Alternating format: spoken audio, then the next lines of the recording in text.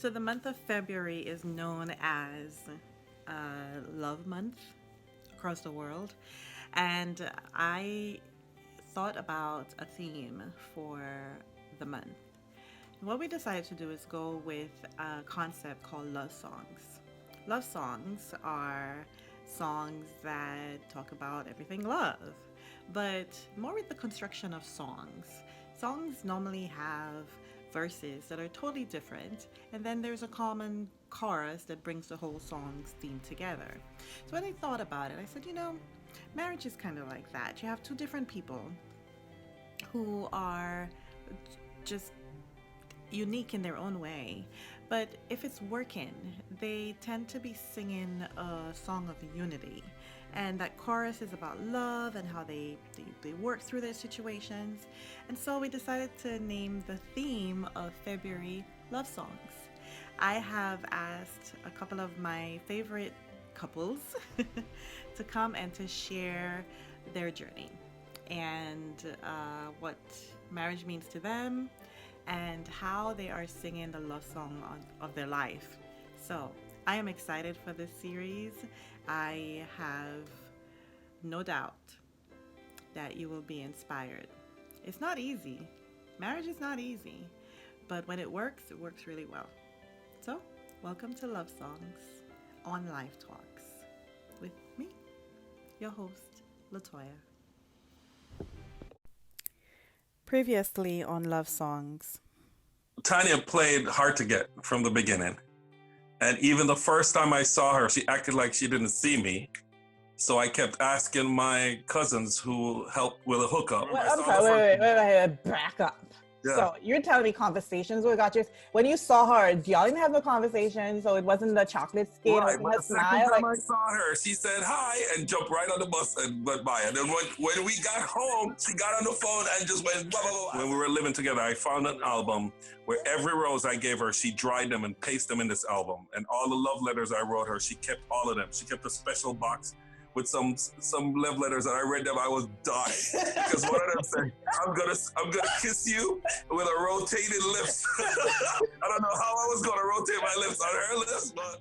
So Tanya, so what was your game plan? Don't tell me the bus, girl. So Don't tell me it was to time the bus. The bus got here early.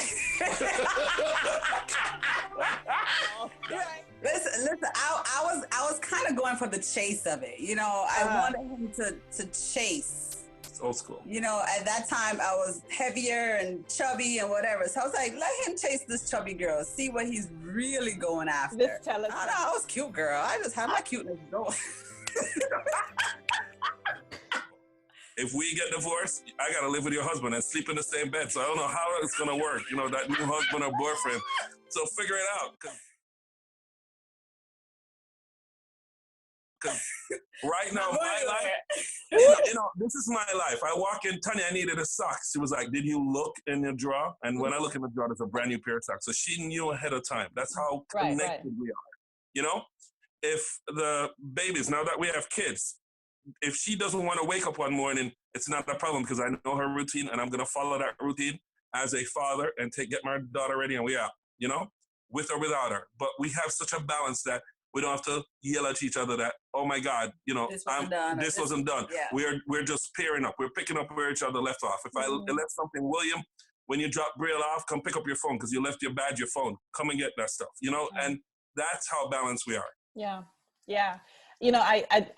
I did not tell you what I expected the answer for that one to be, because in my mind I had one challenge. And so I'm, you guys always surprise me because in my mind I'm thinking it was the fertility. Well, that when you go in a relationship, and this is something we've accepted, whatever came, we were both on the same page, right? Okay. When we couldn't have kids, we were ready to go do adoption. We did that together. When we were doing the infertility doctor, we went to sit there. The doctor asked Tanya questions. She started crying. I started crying because there's two ways to this. Yeah. She was upset that it was her reason for not having a child. And I was upset at not making her feel like I am pressured or I want a child so bad that she's stopping us from having it. I was so careful that she wouldn't see that emotion. But when the doctor said how much do you want this? And she started crying. Of Woo. course, I had to cry too. You know what I'm So saying? tell us how long you guys went trying. How long did you try to have? So when we started dating, we've never, and I'm just gonna put this out there, we've never had protected sex. We've never had protected sex. It's never. It's not. It turns me off, basically. So after a few years, we're thinking to myself, okay, we probably should have kids. We need to go figure this out. And then we did a couple things that didn't work. We started to spend some money. And then the last doctor we saw, when we were like, okay, Something's this is not the right. last. Something is wrong. Not right. And the doctor had asked us that question. And he wanted to make sure, because this was such an expensive process, he wanted to make sure that when we get started, this is what he's going to do. He know that her ovaries just need to be realigned, so he went in there, did a surgery, realigned everything, and said, listen, now you go. Don't worry, don't think about it. This is it for you. If that doesn't work, then you come back and then we go to the in vitro and we do all the injections and whatever. So, booyaka, a year and a half later. Almost 2 years. And guess what? It happened at B's house. Yeah, but we're not. But the power of this miracle is the time. Yes. How long? I don't want to give it away. 19 years. 19 years. That's okay.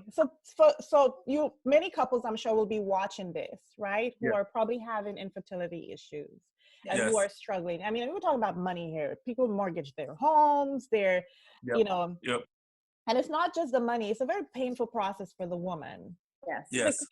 And then you add the emotional, and then if there's a faith involved, it really stretches and tests your faith and your belief in quote unquote what God says, for you. So for me, as you know, in the process too, the man is tested first, right?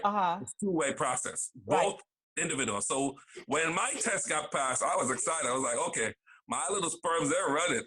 They're all over. They got Pepsi in them. They're all over. They're ready to the army is straight. Exactly. So I was parading during that time, not knowing in the background, holy crap, you need to tone it down a little bit, bro. Right. How's that affecting her? The focus is going to be on Tanya, which I've never been that vocal about that, right? But because I knew who she was, and it didn't matter, because whether we had children or not. I mean, we've been to adoption. We went to the adoption class. And the only thing left to do was to sign the adoption papers. And Tanya told me, I dreamt, and this was 2 years before, she said, I dreamt a couple nights ago that I was going to have a daughter. She came to the foot of the bed and asked for you to come give her cereal. And this happens every Saturday in her life. Yes. And if that's not the power of God, that's the power of God. So my wife knew she was going to have a daughter. Yeah. I don't think she knew about this little sperm right here. Ain't nobody knew about that one. This is a true test of a relationship. That's what I can feel it. If anybody told me that I had to sit up every night with this child again and never, because Brielle was such a good baby. Like, Brielle was really a gift. I mean, I don't think we went, Tanya, everybody laughed because Tanya was pregnant for like 4 months because she found out, or 3 months. 5 months. 5 months, whatever. Listen, she was pregnant before we knew. So everybody said that was not a pregnancy. So that's another miracle. The child was born. She's a beautiful child. Up to this day, she's like a gift from God. It's a miracle child, right? Yeah. So we're lucky. So this is a challenge. Lord saying, I'm going to test your faith now. This is the prophet Elijah. And I think the other thing too that y'all probably didn't realize was the toll it took on us secondary family members, because we had a plan. We were going to raise our children together. And my ex kept spitting out stuff, right? The plan was, we would do everything together, and I had Sierra, and for me that was very painful because, like William said, it was hard for me to celebrate fully having the children when my best friend is still asking God, like, what's going on? And she was a godmother. She used to pack those boxes. I know. It was hard for me to see that. I know. After year, I was like, oh my gosh, a second one. Oh my, a third one. What happened to me, God? You would look at me and I'm pregnant. You know what I mean? Like, I just like, look at her, she's pregnant now, So I was always careful about what I said, how I said it. not deny the joy of motherhood, but I had my best friend who I knew was hurting. And then y'all said to me, she's like, you know, Toya, you have 3, they're ours. Yes. Yep. And even though y'all said that to me, I think for me, that was the hardest thing, the most painful thing I've ever heard y'all say to me, because I bawled so much, because it's like, and y'all did, Tanya. It took, like, the kids were there. There were boxes that showed up at the house with clothes and stuff like that. And I kept praying to God. I said, God, for real? This couple, this heart, they have so much love to give. Like, I'm happy, but, you know, give them their own. And I used to rub that belly every time I saw it, talking to the eggs, like, come on now, auntie needs somebody, like, you know, Sierra's getting old. Then Vicky came, it's like, Vicky needs someone to, you know, to grow up with. And you were pregnant. I was rubbing that Brielle, you hear that, right? Yeah. You were pregnant.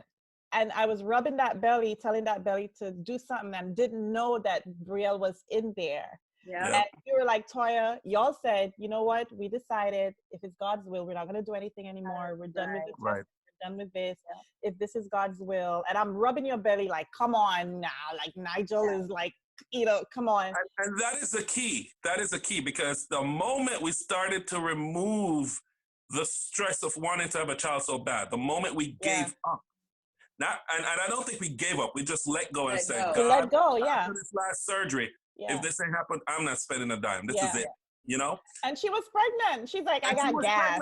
She was pregnant. I found out Tanya was pregnant 1 month before my 39th birthday. Mm-hmm.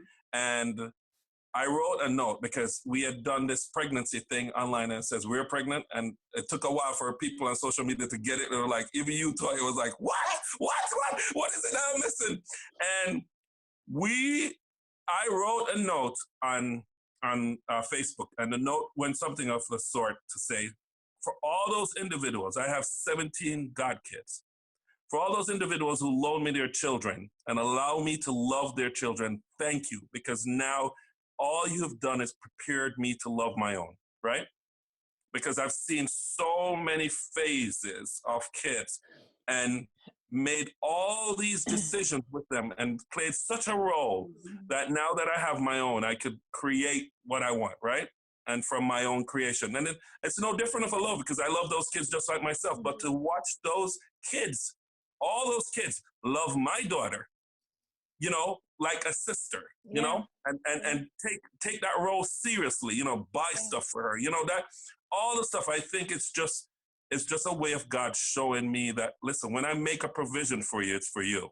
Yeah. And it doesn't matter the timeline, because it's on God's time, not man's. Yeah. You know, as sometimes we forget, you know, we force those. We go to those doctors and we try to have that kid, and it's it's not on man's time. No. It's on God's time. And when I got that sermon, and when I remember that, I walked with that in my heart, because I said, you know what, William, God's time. Now we have a second child. Again, God's time. Yeah. And he came too, like, you, when I was with you, I was like, when you gonna give Brielle a Sabre? You were like, that was one miracle. Right, one is done. You're like, you know you're pregnant, right? I was like, no, I'm not. You're like, yeah, you're pregnant. I was like, no, I'm not. Stop saying that. What is wrong with you? Of course, I came home and what? She's pregnant. Yeah. When the same day we found out we were pregnant, B started to cry. Yeah. She didn't have this conversation with Tanya. She had a conversation with me, and she started crying. She said, I am so happy. And I said, why? I know you wanted a grandchild, but this is not your first grandchild. She said, no, I'm happy for you and Tanya, because this is a sealed deal now. Yeah. I don't have to worry about the two of you going apart, because it's just one thing, this child. Right, but this child is going to make the union perfect, because it seals the deal. It keeps you together, because there's so much I wish for you both, but I was scared that one day it's going to pull you apart, because, you know, we've been the single couple, the key we call it, because people call, and guess what, we're ready. You know, William, we need to babysit. No problem. We need to go to Canada tomorrow. Oh, we're ready. Now that we have kids, they're like, draw the brakes. Hold on. I got to pack that first. We have this. I got to do this. I remembered when I was a child, my dad used to take me to school. Even though we had means of transportation to pick us up, he would purposely take me, because he would just do that walk, park the car, walk me up into class, right? And I wanted to do that for my child. And I have the pleasure of doing that now. And I can't afford to not do that because I knew it was instrumental in the role I play, right? Even when Tanya drops her off, it's weird because Tanya drives up, opens the door, just let her out. Oh, she said, Brielle, get out. Go to class. It's just like, I want my daddy to drop me off because that's a moment. We park the car far out and we take that long straight walk and we have our conversation, Yeah. Oh, you guys are just amazing. So I guess, we did, cover it, and we obviously you just shared how your faith played a role in it. So what I'm going to ask you guys now is two things. Give me the top 2 lessons that life has taught you on this journey. And the premise of this show is really to kind of like give life its sucker punch back. Like, life, you could teach me a lesson, but let me tell you what I learned, like what I'm going to teach you back. So what is something that life has taught you, and now what are you teaching life? So for me, and I'm going to speak on myself because I need to hear Tanya's because we're 2 totally different people. Yeah. For me, I had this fairy tale thing about marriage, right? But because I saw my parents in a marriage that just was a mess, it was just so horrible. And on the outside, people thought we had the perfect family, but on the inside, it was just hell. Mm-hmm. And when they got divorced, I was upset with them. I was like, why didn't you get divorced a long time ago? Just don't let anybody know. So we could see, as kids, growing up for my entire life, my entire 17 years of my life, to see you guys communicate the way you did now, right? So I was mad at them. I was mad. But I was adamant that my relationship with my wife would not go there. So anything my parents did, I did opposite, right? And I think it aggravated Tanya sometimes too, because she was like, this is not traditional. I was like, nope, I'm not going on that road. I'm not doing that. Because to me, it's not success. Success is what we made. So there is a theory that people think once you get married, it's beautiful. No, it's even harder because whatever your desire, initial goal is for us to be together and to love each other for life, right? It's not easy. You have to work on that love. You have to invest so much. And when I say so much, mentally, physically, you have to change the way you do things. I'll give you a perfect example. I used to drink milk, regular milk, and I was okay. But because my wife was lactose intolerant, I had to start drinking the lactose milk. No, I can't drink regular milk no more. You understand? But that's just like life. That's powerful. I used to be the type of person that used to leave things and don't put them in their place. But because my wife puts them in place, I've become the person that when I see somebody don't put something in place, it aggravates the heck out of me. But I was the one who used to yell at her to stop putting my stuff into place, just leave the mess, But to learn that I have automatically made that decision because the value of our relationship, right? The love that we have is stronger than anything. And we will break any barrier to make sure that love that we have does never change, but just grow stronger.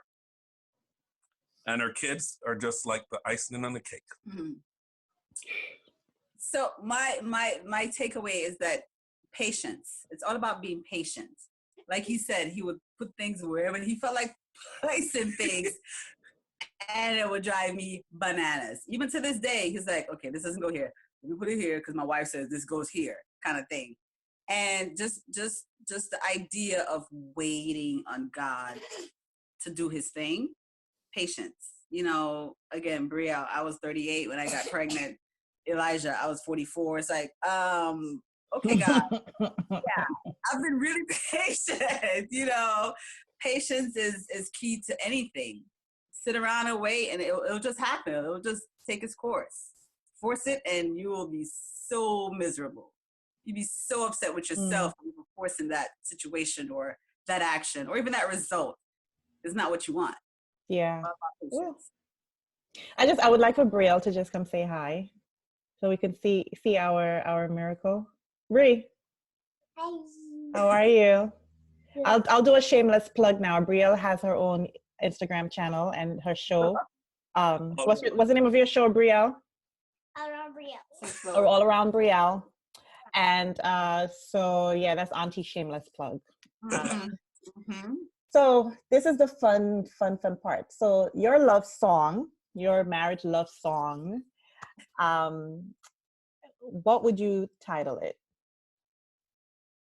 So I'm gonna give you mine. Tanya can give you hers because you listen to totally different music. We're two It's totally one different. song. It's y'all No, marriage. no, we Let me can't hear do what together. you say. So let me tell you, It's- Natanya's name, the meaning of Natanya, Natanya, is a gift from God, and Okay. she's truly a gift of God, a gift from God to me. Okay. So my love song will be a gift from God. But William, we're talking about the marriage, the union. What is the love song of the union? That is my song. You listen to Tanya's story now and see how close she is, because she listens to total different music. Oh, all right, Tanya. I guess we're gonna have two versions of the song. Two songs. All right, go ahead. So there's a song that I listen to constantly. It's called Still. Now, from the gospel song? Yeah. The gospel song? Okay. No, it's not gospel. It's not gospel? Talk about the words. Tell her the words. Who sings it? So it's Tamia. It's a secular song. It's Okay. So for us, or for me, he still like you said, he still got it. Mm-hmm. He still cherishes the moment. He still got it. You know, he. You never heard that song? What, He's still? No. You know, like his stuff when you just started dating somebody, he still got that. He still looks in her eyes. But he's still the one from, what's that, 1991 or two or something like that. 1990. 1990. So now it's still the one. Still the one. He's still the one. He still does it. He still got it. He still and he still dance the same. Yes. He's still cuckoo for Cocoa Puffs, but he's still he's still, it's just, it's the one. I can't change that. All right, so your marriage song, I will say, will be hyphenated. Still the gift from God. Okay. All right. Or the gift from God. Still the gift from God. I like it. You see the difference? You see I the like difference? it. You know? She listens to secular music. I listen to gospel. I listen to things because I grew up finding a way to let the word of God just permeate through me. People, I have an it factor. We have an it factor. Yeah. And I have to keep feeding that it factor for it to be effective, right? If you don't affect people, you can't affect change.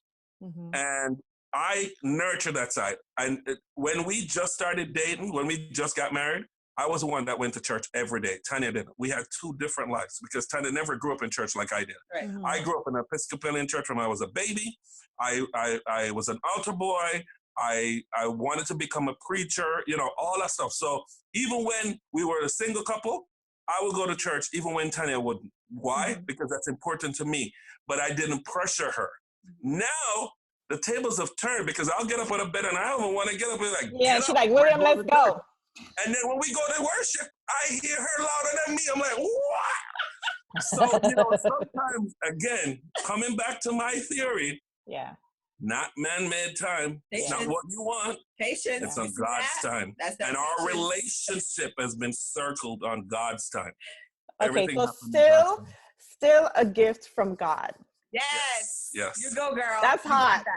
Yes. That's hot. That's hot. So you got a little worldly touch and a little gospel touch on the side, okay? Worldly. I love it. Listen to worldly music and still worship God. I love it. Well, I'm so grateful for you guys. Marriage is not a cookie cutter experience, but one thing for sure is that life happens. Yes. No matter who you're married to. Right. That's right. How you and your partner decide to write and sing the song makes all the difference. Yes. You can have two verses like you two and be great. We'll have two songs in one. Exactly. Hey, people do that, they compose and they mix songs and they sample from one song to another. Absolutely. But coming together to sing that one chorus, which is that you love each other. It just brings everything together. So William and Tanya, thank you so much for your transparency. We have to limit this because we could talk for days because there's so many more things. But your fun spirit, your faith, and your vulnerability is just so refreshing. I'm honored to, I'm so grateful that God chose me to be part of this union. So I know you'll help a lot of couples along the way, and I'm sure they'll probably be asking questions about some of the journey that you've been on. So I want to leave us with this quote, which I loved. A great marriage is not when the perfect couple comes together.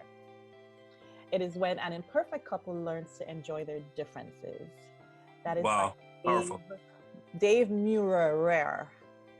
Y'all know me. So Dave, I agree with you. So anyway, love you guys. And we will see you next time on Life Talks right here on YouTube. Love you. Bye. Thank you.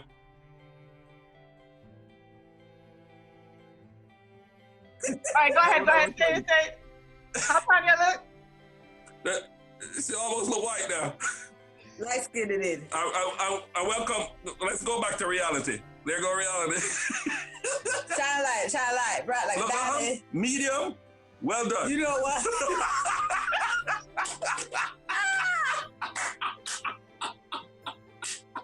You gonna cut it out. What and Tanya, you're right in between. You're rare. Because your cut is all blood. You're rare. Medium. Well done over here. And rare. William, you know we same color. What you mean? I know what you're talking about. Your light make you look clearer. Let me try some. Put out his light. Oh, you had suction cups on there? Of I didn't course. know that. You can suction cup this thing on there. Look. What color is clear? Remember, I live in Florida, I know. But what color is clear? What color is clear? Jamaican. Or caramel, whatever you call it. We call it You clear are not skin. caramel, bro. Clear skin or light skin. You are not caramel. You wish you were. Oh, Jesus. Joya, you bring joy to our life.